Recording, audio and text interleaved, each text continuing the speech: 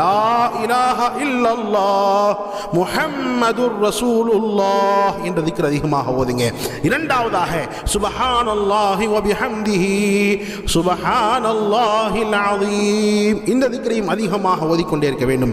அதே மாதிரி மூன்றாவது திக்ர் லா ஹவுல வலா குவத இல்லா பில்லாஹ் இந்த திக்ரை அதிகமாக ஓதிக்கொண்டே இருக்க வேண்டும்.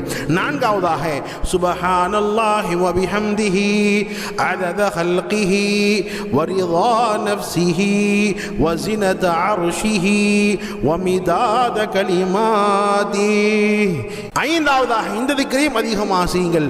சுப்ஹானல்லாஹ் அல்ஹம்துலில்லாஹ் லா இலாஹ இல்லல்லாஹ் அல்லாஹு அக்பர். அதிகமாக திக்ர் செய்ய செய்ய அல்லாஹ் ஜல்ல ஷானஹு தஆலா நம்முடைய உள்ளத்திற்கு நம்முடைய மனதிற்கு அல்லாஹ் நிம்மதியை ஏற்படுத்தி தருகிறான்.